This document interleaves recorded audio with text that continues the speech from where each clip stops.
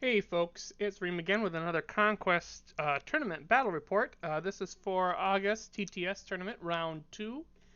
I'm playing the 100 Kingdoms once again, and this week I was fighting infantry-based Wadroon, or the tribes-based Wadroon.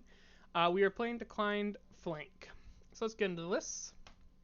My list, we went over in the first video, so I'll go over it quick here. It's called Faith and Steel. It is a feast feudal list. So we have a priest with Art of War and a unit of Crusaders, Archangel using the shield and spear to get that defense 4 and some regeneration in the list.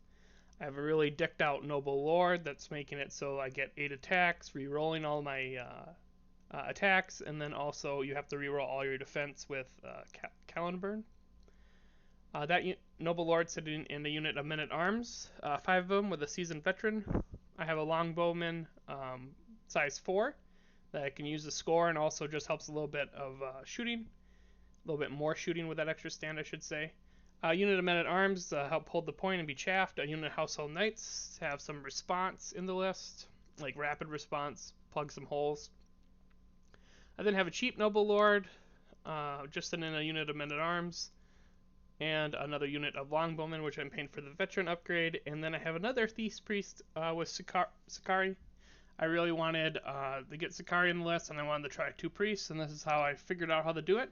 And we'll see if it's any good. My opponent, his list title was War, tribes base, so led by, or not led by, but they have a Sign of War with Beads of Death and Chosen of War, 5 of them. So really, really tanky unit with the Beads of Death for Tenacious. A lot of wounds in these Chosen to Death, pretty solid defense stats, good resolve. Next was the Warlord, which was a Sign of Conquest with Roar of the Awig in history. That character was sitting in Chosen of Conquest, 5 stands of them. So with the upgrade and the Sign of Conquest, it's making it so when they chant, they're going to go to Evasion 3 and they're going to get Blessed. So very, very defensive unit as well, but also very killy with their just native attacks, and if they need to, they can use the Blessed offensively. And there's 2 units of Braves. And then finally there is a Predator with War and Kiss of the Dinosaur, 2 units of Hunters, 1 hunting pack, and 1 unit of Slingers with an extra stand where the Predator is going. So these 2 big units, the Chosen of Conquest and the Chosen of War, are just giant wound pools that are super devastating in combat. So I was very scared of these 2. Of the 2, I'm thinking that the Chosen of War, if I can get my Angel with Cleave 2 on them, we're going to be a little bit easier to kill because they don't have the evasion to fall back on. So if I could double team the Chosen of War, that would probably be one route to success. And the only thing that has a chance of surviving any amount of time against the Chosen of Conquest was my Noble Lord with the tricked out Noble Lord with his 5 stands. So my plan was to try and get the Noble Lord to hold these guys off as long as possible and try and get some shooting and the Angel and a stand or 2, like maybe the Crusaders or the Men at Arms, other Noble Lord in here, do 3 or 4 units to try and bring down this Chosen of War fairly quick. But let's get into the game. So this is a map for Declined Flank. Once again, I took pictures of every round at the top of the round. So this is the top of 2. You can also view it as the end of round 1. But I am calling it the top of 2, and as you can see, I have set up both of my longbows on my right flank, and my opponent has set the Slingers and Predator in this obscuring field here. The hunting pack is coming up the middle, and then we have the 2 hunters on the far side. I've marked in red these zones that I definitely want to contest, and yellow as ones that I will potentially try and contest. I'm hoping to go super heavy on this right flank, and if I win, push up and hold these 3. I do have this one marked yellow because I could see myself peeling a medium infantry group off to the side here, and also potentially putting my cavalry on the far left to contest, depending on which way these hunters go. If one of them just kind of hangs out here and the other one peels over, I could maybe put the household knights up to pick something off, hold the unit. I should also explain declined flank while we're talking about points. So essentially, each objective zone is worth 2 victory points at the end. If it's an additional, I want to say like 3 points if you're holding 3 or more, and or 2 points if you're holding 3 or more, and then 3 points if you're holding all of them. And by all, there is the caveat of you see these markers here on the zones. Starting with the first player can choose a zone that essentially doesn't exist or can't be seized, I guess would be the better one. So can't be seized, can't be scored. And then the second player chooses one. So in round 1, where you can't score anyway, you can kind of see I've picked this one and my opponent has picked that one. So it's very important to contest multiple zones, just because your opponent can always shut one off. So if you just try and camp on one zone, your opponent can shut it off. That's why I'm going to try and focus these 2 and then push into this one, because then I can at least score 2 of them, or I'm always guaranteed at least scoring 1 as long as I'm holding these 2. Alright, that is top of 2. Let's get to the top of 3. So top of 3, I got a lot of my mediums in, and we're kind of showing where they're going. So just the way that things came in, I believe the Scion of Conquest were deployed first, and I counter-deployed my men-at-arms here, or it's been like 4 or 5 days, so I forget the exact order of things, but the matchup that I wanted is happening, and the fact that my super noble lord with as many wounds as I have, one of my more beefier units, is going to try and hold this zone, and it'll probably end up facing the Scion of Conquest, and there is a little wall here that's hindering terrain. So if you charge over it, you'll lose your Inspire and impacts. So it doesn't matter too much for infantry, little annoying, but we're set up to have this face off here. My longbows have moved up just a little bit, try and keep my threat range on the edge of the circle, so if the slingers move up, I can get some chip damage into them. My Crusader block with my Feast Priest is set up behind the longbow so that I can jump over them and push up into the center if need be, or just screen for the longbows. I think this game is going to really come down to how long I can keep my longbows alive and make sure they're getting good chip damage every turn. Then over here on the left, we have my Cheap Noble Lord block.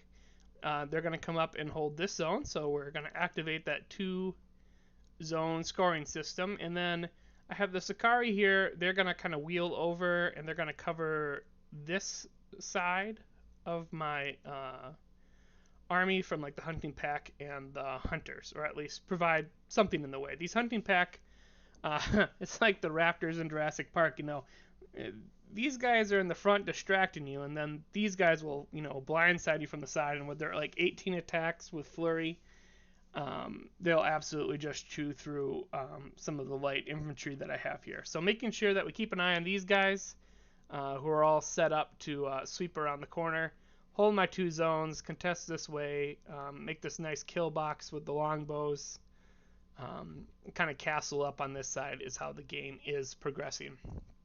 My opponent has also brought in these 2 units of Braves, one to contest this side and one to come over here and contest this side. Notably, there's nothing, this slinger can't move up and capture because it's late, I believe. So the way it's kind of lined up, he's not going to get a unit on here, so I'm free to next turn move my you can't score token here to stop this Brave unit from scoring. So it's looking pretty good on the scoring department. Just to the way that they've set up on the right side, I don't think my opponent will be able to really contest this unless he wants to block his own slinger's line of sight. So into the top of 4. So top of 4, a little bit of movement in play. We're more just, staging. So we got Men-at-Arms moved up a bit. Sakari moving up a bit. Kind of getting each other's way just a little bit because they're so blocky and it's hard to kind of wiggle. But we got time, so we're moving back and forth. I've just came up to touch this zone. My opponent has decided that I can't score it this following round. But I will be scoring this one because this one will be touching. This side is just positioning more. I think he's waiting to see what's going to happen with the Household Knights. That's why I think the Hunters are staying back, just to make sure I don't, do what I said I was going to do and just hope that one comes this way and then charge across with the other one and hold the zone in the late game. He's also put the Chosen of War here behind the Braves, so the fight is definitely going to be on this side. Both heavy units are coming up to contest these two zones. So I'm going to try and score what I can, and I don't suspect that I'll be able to get good like flank attacks, so I won't be able to get multiple units in combat with these two since the side is very narrow with the house. So I'm hoping that in the future I'll just be able to move up and make it so that we kind of have a stalling game. So even if I do lose the war, I'll get some scoring points, and then I'll hopefully delay the ability for these two units to really sit on a point and score. And I did put a star here on this round because this will be one round where I scored one zone. So this is first scoring of the game, one zone for me. Let's go to the top of 5. So top of 5,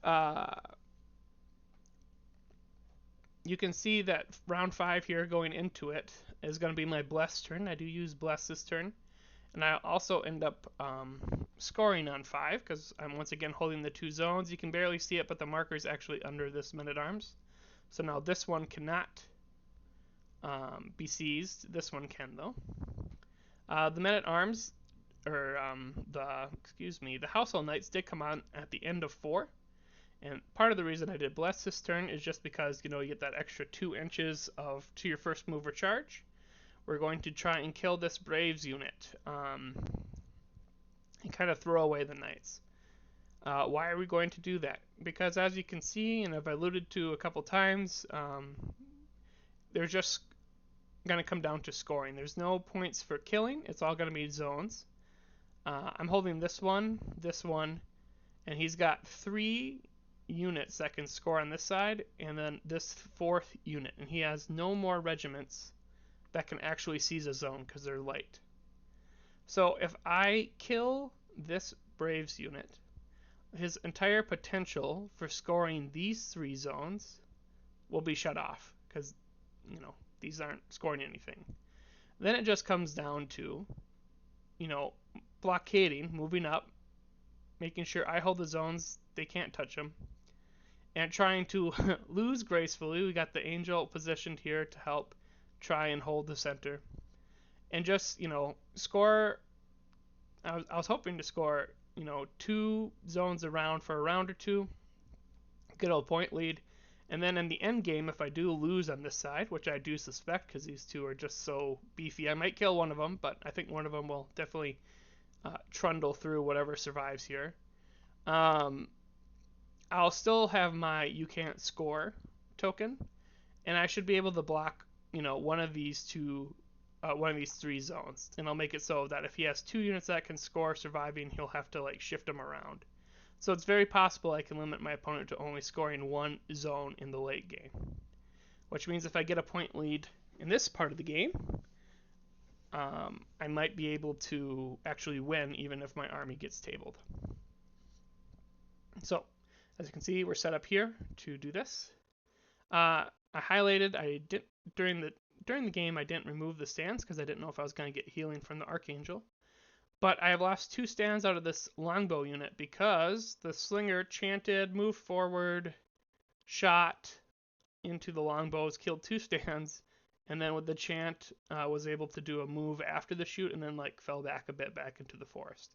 So the slingers are definitely a problem. I have positioned my Crusaders here to kind of head them off. So as part of this Blessed, This is a very explosive turn. I've already explained what's happening on this side with it, but in the center here, I'm hoping to hold this one. This I'm actually going to charge into the Scion of Conquest if I can go first in turn order, depending which way units activate. Because my backstand will be able to touch the zone, and I'll be able to, keep them back and try and hold the field. And even as I start losing units, I have this chaffed MSU of men-at-arms. I'll just be able to hold on the point, and they'll be able to score even if I start losing swordsmen. Additionally, with the plus 2 inches to your first move, I am in range to do a move charge into the slingers. And I am considering this because my opponent has been going last with the Chosen of War for the most part. So I'm thinking I can do, like in the middle of the round, I can do Crusaders, move, charge, and then I'll do the Thief's Priest immediately after the Crusaders so I can holy fire the slingers. I won't be doing a lot of damage. I might kill a stand or two. And I understand that the Chosen of War will then probably, since they're going last, more than likely, I anticipate, the Braves will come in and probably try and hit either the side of these Crusaders. But if you... I'm explaining this poorly. Let's say I move this Crusader block up in the Slingers.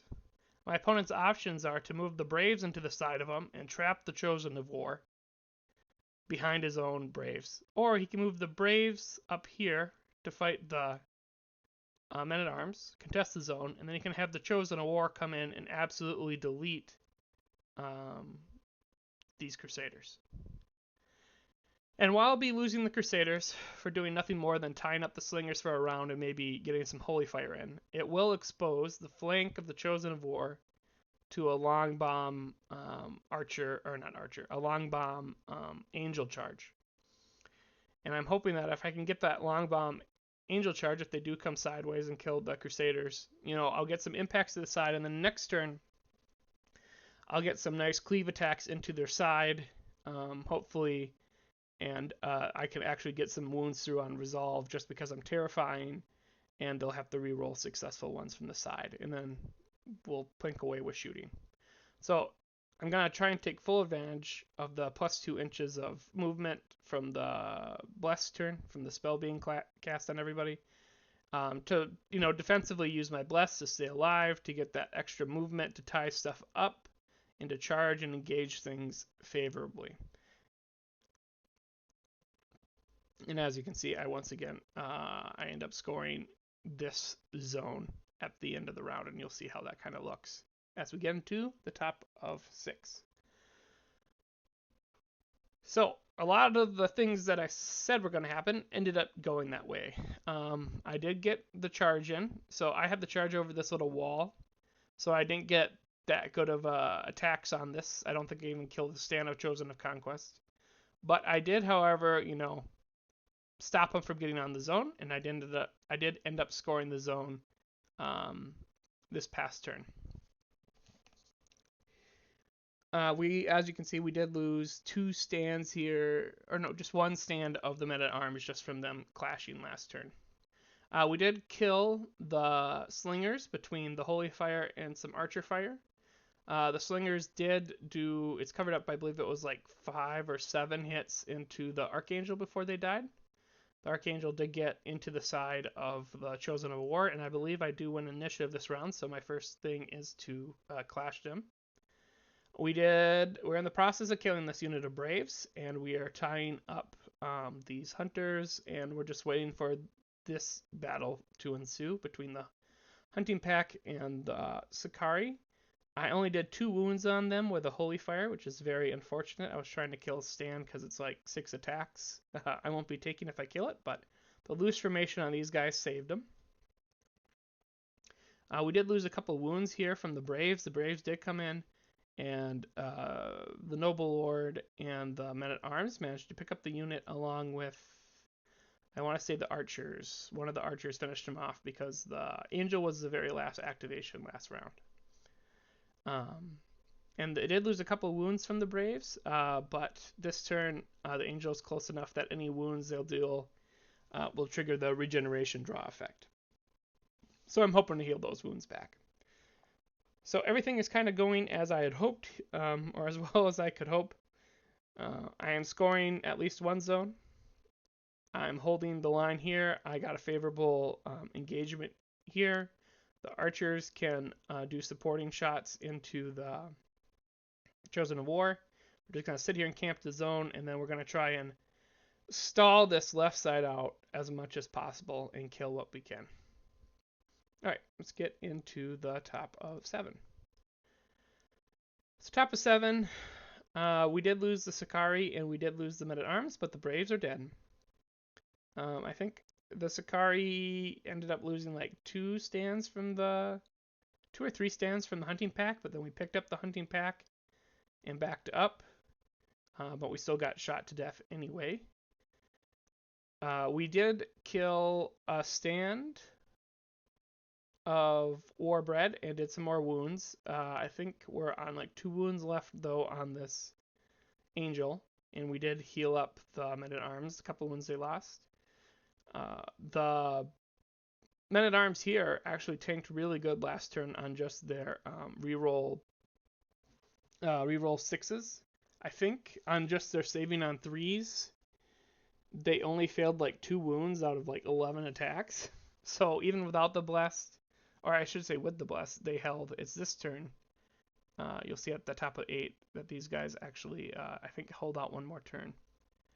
And we've actually killed some stands. The anime Noble Lord, as I call them, has cleaved through multiple conquests of Cyan regiments. The Men-at-Arms themselves aren't doing that much, but we're having some good back and forth. And then I put this little marker here to remind myself that this guy's actually a spellcaster, and he has a spell making it so you can't see. So what's happened here actually is that while this unit's holding him back, he doesn't need line of sight to target this regiment. So he made it so this back one couldn't seize. So I'm actually not going to score this round because he's blocking this one from scoring with his token ability, just as I've blocked this one so that if he reformed he couldn't get it. But this one won't actually be scored because this one can't score, and I've lost enough stands here that they're not actually touching the circle anymore. So right now I have scored zone 3 different times, so I'm at 6 points and my opponent's at 0. But it's very possible here that I won't be really scoring anymore for the rest of the game if he keeps casting this spell over here. So the plan for the round is, well, I can't really stall much more over here, so I'm hoping to chew through the Warbred with all this as much as possible and just see how close I can get to killing this Scion. Let's get into the top of 8. So top of 8, actually, yeah, it was the following 2 rounds ago then. So they survived it with the blast turn, and then they did really good with the defense on the following turn. But in round 7, they did get picked up, the Noble Lord's unit. However, I believe the Noble Lord hadn't activated, so he killed a stand or 2 on his way out. And I just charged my MSU of infantry here, and I think I did like 1 or 2 wounds. But that was once again just to kind of, hold them back as long as possible to try and give the archers as much breathing room as possible. Because now you can see the Angel's gone, and we still got 3 Chosen of War here. And all I got left to do them is my unupgraded unit of Men-at-Arms and Noble Lord. I also want to say at this point, I apologize to my opponents afterwards as I was putting this together. We were playing, I think at this point it was like midnight or 1 a.m. my time. And I'm so used to having, anytime I have a character in my Men-at-Arms, that I have the officer with them. And I think at this point I might have said that I did have the Hardened 1. So I think we did 1 or 2 clashes where these guys were treated as having Hardened 1, but didn't actually. I think the way the dice worked out, and you'll see here how this unit engagement goes, I don't think it would have mattered in the long run, but it was a mistake I made during the game. So I'm not thinking I'm going to kill these guys yet, just because the shooting into E3 is going to be rough, and we really just want to try and kill this Chosen of War and see if I can make this stand survive. So I'm focusing all my shooting here.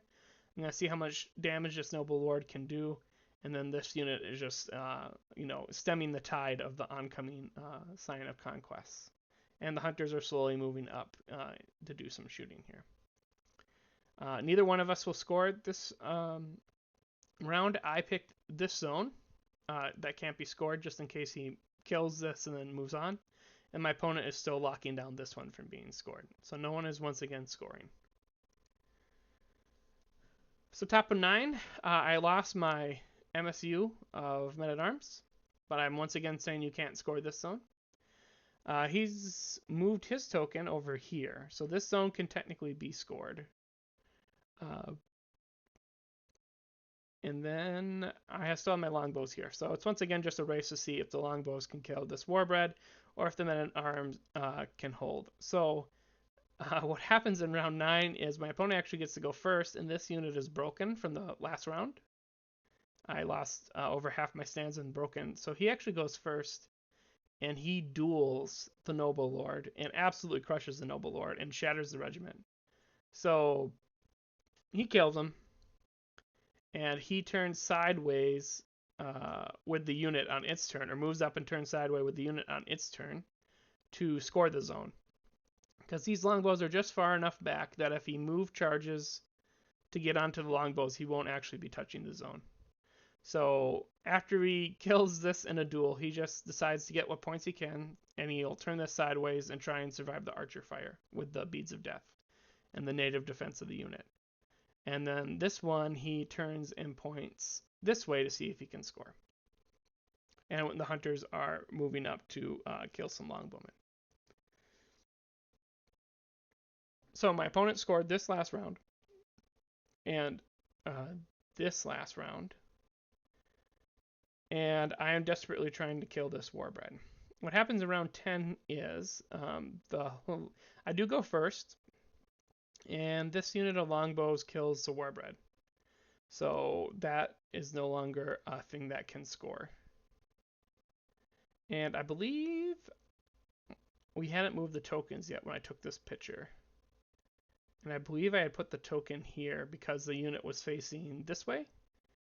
And I was pretty confident he couldn't move, or he couldn't reform and move back this way to score. So it was all coming down to seeing, how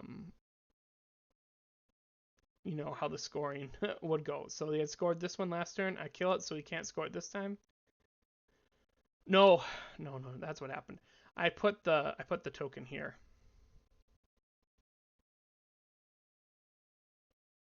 Oh, it's been 5 days. Where did I put the token? Definitely wasn't here.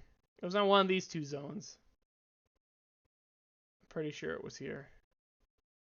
Well, regardless, I do know how the game ended up score-wise. So we kill this so he doesn't score. And then we get to the end here. So I scored the zone 3 times, and my opponent did manage to score a zone twice. So it was a very tight game of back and forth. He did end up scoring, I believe, in the final round. Yeah, I missed it one of the previous rounds. He did manage to score this. I want to say I put it here just in case I didn't kill him. Yeah, I wanted to guarantee it. Yeah, I moved it here just in case I didn't kill him. It won't score. And then he'd score this one for 2 points and bring him to 4. And he won't be able to move this way. Or he won't be able to move that way. He won't be able to score both zones if I put it here. In case I didn't kill him, was the logic. So he did end up scoring this one. And then the hunters come in and kill the longbows. So the final was 6-4. Very tight game. Final thoughts. It was a really, really, really, really good grind them down game. Conquest is very lethal, and some units just got picked up after one activation. But the Sign of Conquest dueling my Men-at-Arms was quite thematic. The Archangel, I think, did 2 rounds against the Chosen of War, and then even the Men-at-Arms with the Noble Lord, the cheap one, held out for a round. We had a unit die from the regiment shattering due to the Noble Lord dying in a duel. Just a lot of really fun things. The War and the Conquest it was just so hard to grind them down with the beads of death. It makes them hard to kind of plugs the hole of the Chosen of War in the shooting, like weak to shooting, like that tenacious, to just make sure that you're only going to take like a couple shots or a couple wounds from those longbowmen. Probably saved over the course of the game 5 or 6 wounds on the Chosen of War, just because I was shooting them so much with the longbows. Once again, longbows probably most valuable unit just because they stayed on to the very end and they were shooting like every turn from turn 2 onwards. So that was like 8 rounds of shooting. The Noble Lord holding out against the Sign of Conquest. They probably held on one round longer than they should have, just to getting a really good defensive roll one turn where they saved like 8 out of 10 wounds. And the only thought that I had of my opponent was, if we can go back here, I'm wondering if this unit of Braves needed to be here. If he had set like this, the Brave just on this side, just to sit on this zone, and then he could have sat on these 2 zones with Braves, and I can only stop 1. That would have been interesting. That just for the score, it would have been guaranteed scoring. I wouldn't have a lot of contest with, even if I had put the men at arms or the Household Knights over here. But I do understand that there was a lot on this side to chew through, and having just one more unit to get some chip damage in and be a blocker was probably very important. And it's easy to say in hindsight. And this Brave just kind of held here for a turn and then just got wiped. That, hey, yeah, it should have gone on this side, but during the time it probably made a lot of sense to do that. And we both had units that had specific jobs. Like this Crusader came in just so the Thief's Priest could do like a stand of damage and then die to the Chosen of War. So we both kind of had sacrificial units that were very important to how the deployment on this side actually worked. But if we were just to play it again, I wonder if Braves unit could have been spared off to the left to just score for like 6 or 7 rounds, because I really won't have anything to contest this side. But that was my round 2. It was a really fun round. Another really great opponent. First time really fighting the Chosen of War block and the Chosen of Conquest block. Really fun to just see the tribes on the table versus heavy wing lords and Quaddle. Really fun to just actually see the heavy infantry matchup between our 2 armies. Best of luck to my opponent in future rounds.